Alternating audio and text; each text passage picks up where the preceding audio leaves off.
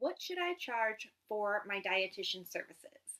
I get asked this question a lot, and there really isn't a clear answer, but there are very clear things to consider when you're determining your price for what you want to charge for services in your practice. So, today we're going to dig into some of those considerations and what is price in the first place. My name is Sheena, and I have been operating my own dietitian private practice for the past decade. And I drop new episodes every Wednesday on how to get started with your private practice, bill insurance, and all of the other tidbits about dietitian counseling. So definitely consider liking, subscribing, that notification button if you're serious about starting your private practice. So the first thing that I want to consider is, what is price? What actually is the definition of price? So what price really is it's just an agreement. It's an agreement between the person that is selling a product and the person that wishes to consume that product. And those people are agreeing on that value of the product. So the value of the product itself is actually non-existent. So you do decide to price your products, it's perfectly acceptable as long as somebody's willing to pay it. Fortunately, us as dietitians, and specifically because our environment is geared more towards women and more towards, let's be honest, we were forced to have years and years of schooling and dietetic internships that were unpaid. And so we were basically taught that our services don't hold a lot of value.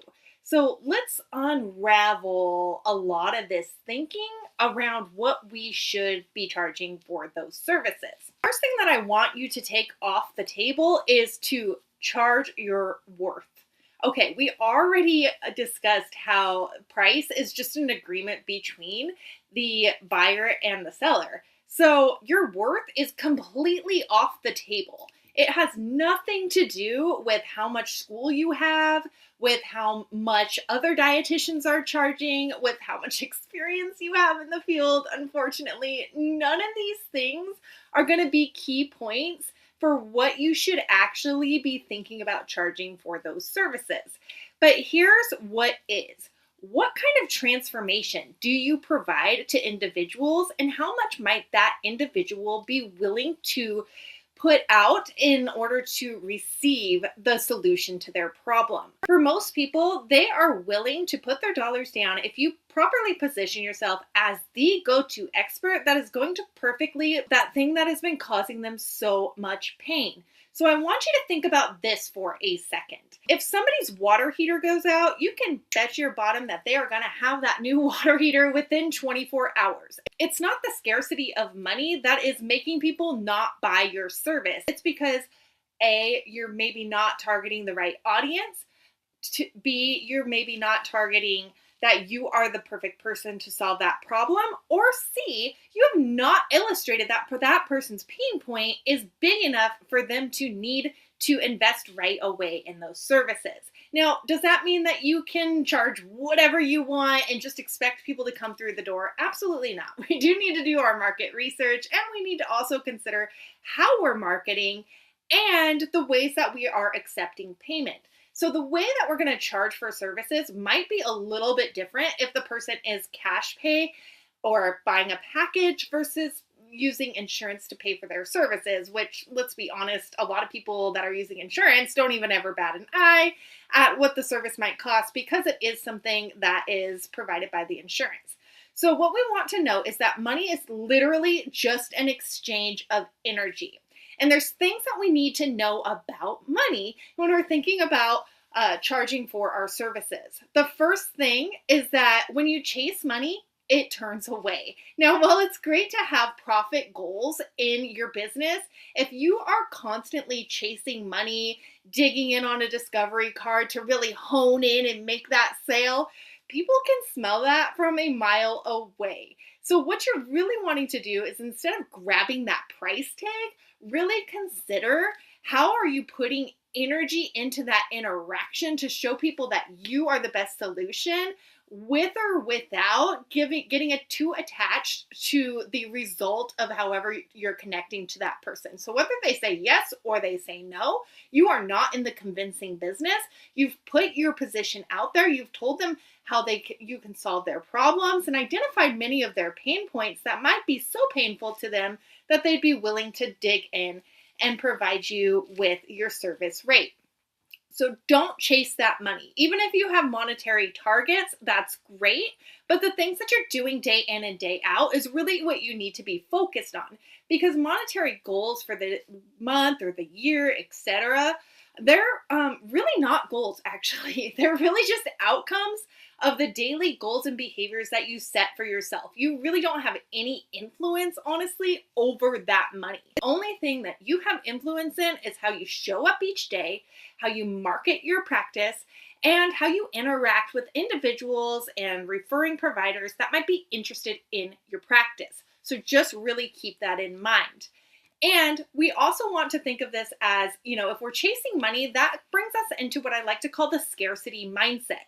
And if we have that scarcity mindset, either on our own part when we're thinking about the relationship we have with money or how much we want to earn from money, if we're feeling scarce, like there's never enough money available, that is going to bleed out to the people that we're trying to reach out to as potential clients. So just kind of keep that in mind. Again, money is just energy. Everything else that we've created about money is imaginary. Next thing that I want to talk about is scared money don't make money. So if you are afraid to invest in yourself, of course, do this strategically. Like, don't go out and buy a bunch of Facebook ads or something like that if you don't even know how to run a Facebook ad, which is going to be just tossing money in the trash.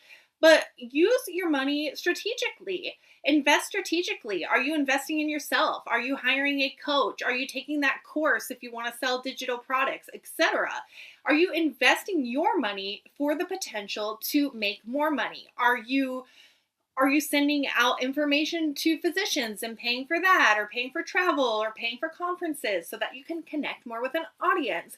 All of these things are really important. And if we hold on to our money so tightly, that money is never going to generate more money.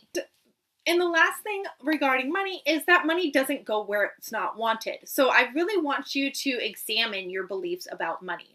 I see a lot of dietitians come into this field, like I said, and think that they basically should be doing something for everyone for basically nothing.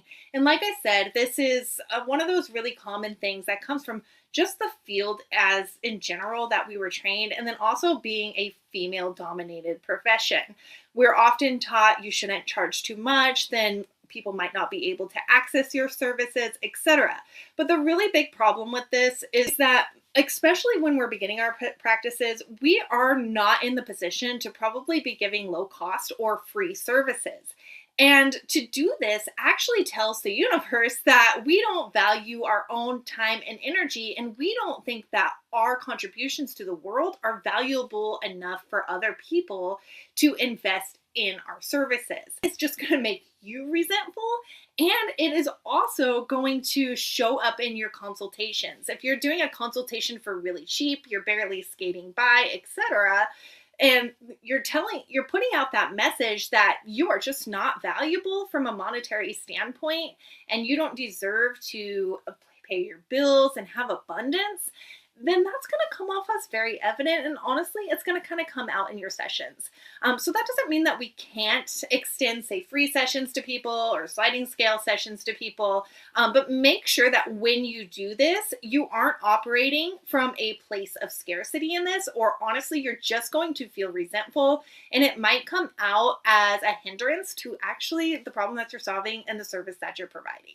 I know that this is like kind of some strange lingo, but this is really what needs to be considered when you are actually pricing your services. Because like I said, it really doesn't matter what you price them at, as long as somebody is willing to purchase them. It's immoral to charge more.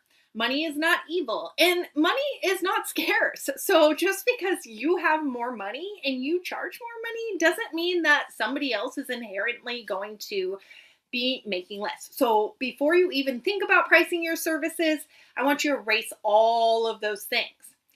Now, when you think about pricing your services, I want you to think about a number that you're comfortable with in your head. Now I want you to challenge yourself to double that. We often short sell ourselves. We often say, oh, like I just want to make sure they're feeling like they're getting value. I want to make sure that their problem is actually solved. And if I don't solve their problem, I don't feel right taking their money. Really the wrong way to think about it, because no matter what, you are providing the services and you are actually not responsible for that person's taking initiative and behavioral change to create that transformation that your system or service allows. So you really need to think about, what price tag do I feel like I am being valued? Do I get excited to show up for work when I've got those super niched, like super compatible clients? And do I feel like, hey, if I wanted to be doing a freebie for a client, I totally could. If we're wanting to do some pro bono work for some that cannot afford our services, and this is what I do actually. I don't do sliding scale or anything like that. I'll just do a pro bono, because in other areas where people are paying for these services, they are paying a rate which I feel confident in, I feel energized with, and I feel like we're having a fair exchange of value. So again, that price, that negotiation, and the exchange of energy, it needs to be fair on both sides. It should not just be the consumer feels like they're getting the best deal ever. You're sitting there in resentment and a little bit of frustration. It has to match both ways. So that's what I want you to consider when you're thinking about pricing. The next thing that I want you to consider is, are you going to be accepting insurance? So the first thing I will say is, if you're accepting insurance, you want to go definitely at the higher end of what you would consider charging. So we don't want to do the where you're thinking about what the lowest paying plan is, and that's where we price our services. You're actually going to be leaving a lot of money on the table if you do that. You want to go with the highest rate possible for the highest paying insurance, because if you send in a bill that is lower for that insurance company, what's going to happen is, if your contracted rate is higher than that, say you send in a bill and you say your services are $100 a session, but that contract rate is up to $160, you're actually just leaving that $60 on the table. So raise your price. If your highest contract is $160, definitely want to be charging $200 an hour for services. So I'm saying hour, but really this is broken up into units, but you want to go really on that higher end, or you're going to be leaving a lot of money on the table. Now, we do have to charge the same amount for every single person that walks in the door. So that would be both your insurance rate and your cash pay rate. And you can make that at whatever rate you're feeling most confident in, but definitely would make that rate up to your highest paying contract. And even if those other insurance payers pay a lower amount, that's fine. They'll still pay you. If you're contracted with them at $100 and you bill $200, you're still getting $100 from that insurance company, because that's what you signed on board for. So that's a little bit about insurance rates. Now, I am predominantly insurance based. When I do raise my prices, honestly, my patients don't even notice. So the price negotiation is a little bit different when it comes to an insurance-based provider. If you're providing services one-to-one and you're not taking insurance, there's probably going to be some differences in the way that you're going to want to price that. One is like selling packages versus individual sessions. And this is really what I encourage for people that are doing one-to-one services, because let's face it, guys, nobody's going to get anything done in one single session. And then what happens is you end up selling that patient, having to sell that patient every single time that patient comes in for a service. So if you say, hey, my rates are $200 an hour, and that person comes in for a service, automatically at the end of each session, they're going to be going, I don't know if I want to need that next session, right? And so we don't want to have to convince them over and over and over again. And we all know, dietitians, that nobody's getting transformation in 2-3 visits. So just do yourself a favor and set up like at least 3 months of visits, charge that patient up front, and then that patient is really going to see it more as a transformation than this single kind of one-off weird session type of thing. You can absolutely still do one-off sessions, absolutely. I would recommend charging a much higher price for these to honestly kind of discourage people from doing the one-off sessions, because they're not going to get the transformation that they're wanting, and that might leave them kind of resentful with your services.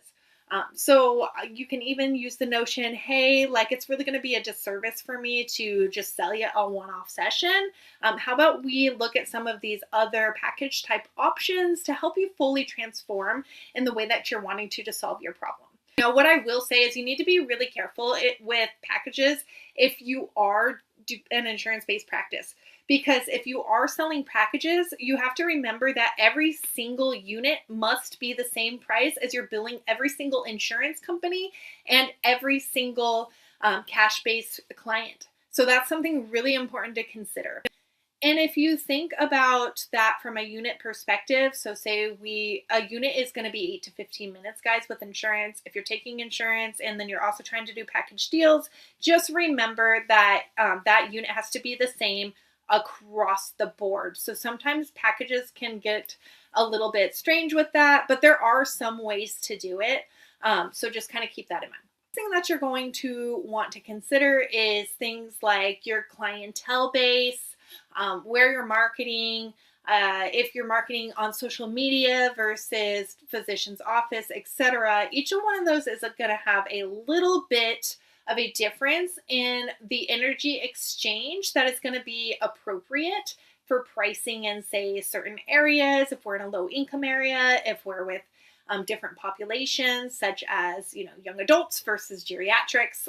There's lots of different monetary factors to consider. And that might just mean, if you're not getting the price that you want, that is making you feel energized and giving you that positive energy exchange on your side of the price negotiation, that maybe we just need to think about where we are marketing.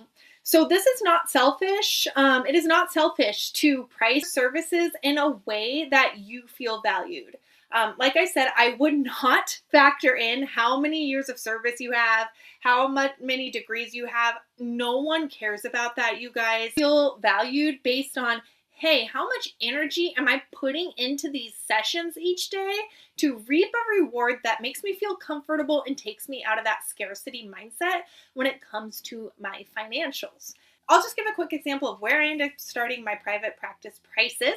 And that was, I felt most comfortable when I started 10 years ago. I just looked at the Medicare rates, and I said, I'm just going to start there. Which was at that time, I think $120 an hour. And I started there. I have almost doubled that at this point, you guys. So just know that you might need to do something like that if you're feeling like I just have a lot of imposter syndrome, etc. I really encourage you to not go for the lowest price that you're willing to accept. But if you do feel like you need to do that until you build confidence, just remember to price check that every month and continue to grow and increase that price. So I hope that these things were helpful for you in considering where you want to price your products. And if you did find it helpful, please consider liking, subscribing, and sharing with a friend.